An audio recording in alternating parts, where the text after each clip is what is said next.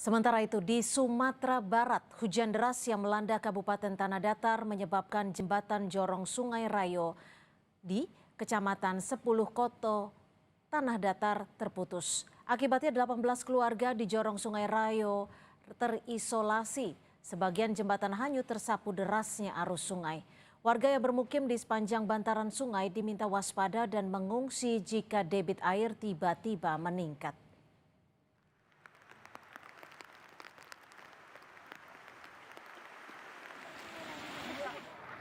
150 meter dari bantaran sungai itu kami ungsikan di rumah penduduk yang ada di sini. Kami bersama Brimob dan Kodim juga Polres itu sudah membuat dapur umum dan juga tenda-tenda untuk mengungsi, yang mana dalam keadaan seperti ini bagaimana kami segera bisa menangani. Yang pertama mengintimidasi bagaimana masyarakat kami selamat dulu. Damkar Kota Padang menurunkan personel untuk membantu membersihkan material sisa banjir. Dengan menggunakan mobil pemadam, 6 orang petugas membantu warga membersihkan rumah dari material lumpur sisa banjir. Pembersihan dilakukan berdasarkan arahan dari RT setempat. Petugas menargetkan melakukan pembersihan untuk 10 bangunan termasuk fasilitas umum. Cuaca ekstrim memicu terjadinya banjir di 5 kecamatan dari 11 kecamatan yang ada di Kota Padang, Provinsi Sumatera Barat. Ribuan rumah terendam dan 24.000 jiwa terdampak.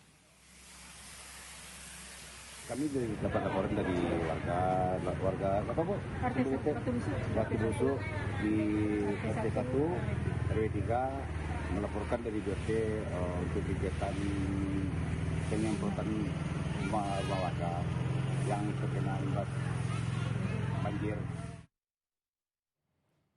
Saudara, untuk mengetahui penanganan pasca banjir bandang dan longsor yang menerjang sejumlah wilayah di Sumatera Utara, kita tanyakan langsung kepada jurnalis Kompas TV, sudah ada Emir Syahpurba dan juru kamera Bahri. Emir, bagaimana proses evakuasi warga pasca terjangan banjir dan longsor yang terjadi, Emir? Ya, Cynthia dan juga saudara, tentunya untuk sampai dengan melakukan upaya evakuasi tersebut, sejumlah daerah masih terisolir. Sejumlah daerah di Tapanuli Selatan juga di Tapanuli Tengah. Sementara itu, Cynthia dan juga saudara, korban jiwa dari bencana alam yang terjadi di sejumlah daerah di Sumatera Utara ini ada 13 orang meninggal dunia yang juga dirincikan Cynthia dan juga saudara, 9 dari korban tersebut merupakan korban dari bencana banjir bandang yang terjadi di Tapanuli Selatan. Sementara 4 orang lainnya adalah korban dari bencana longsor yang terjadi di Tapanuli Tengah. Ya, Cynthia dan juga saudara, pasca banjir bandang dan juga longsor yang terjadi di Tapanuli Selatan, siang tadi personil gabungan dari TNI Polri menurunkan 2 ekskavator untuk melakukan pembersihan jalan dari material longsor ya di daerah Desa Aina Barat, Tapanuli Selatan.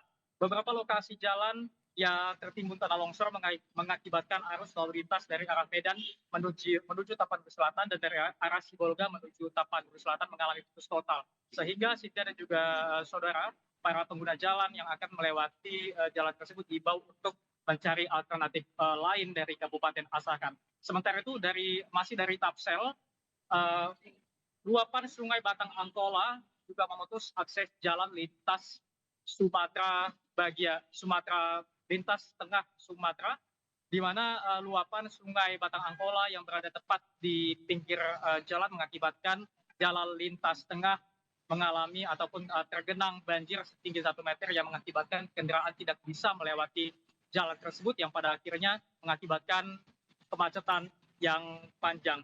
Ya saudara, juga peristiwa longsor dan juga banjir bandang ini selain di Tapanuli Selatan dan juga Tapanuli Tengah juga terjadi di beberapa daerah di Sumatera Utara lainnya, seperti di Tapanuli Utara, Cynthia dan juga saudara, puluhan rumah terdampak banjir dan mengakibatkan 2 jembatan yang menjadi akses warga terputus akibat adanya peristiwa banjir bandang.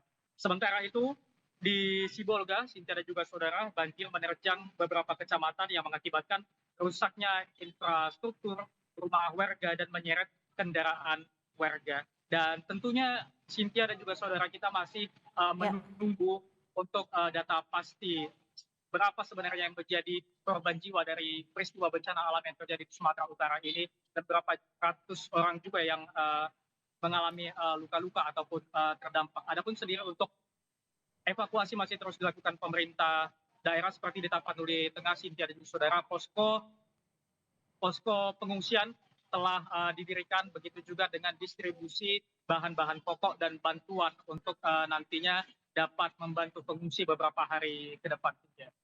Baik, terima kasih atas laporan jurnalis Kompas TV Emir Syah Purba dan juru kamera Bahri dari Sumatera Utara.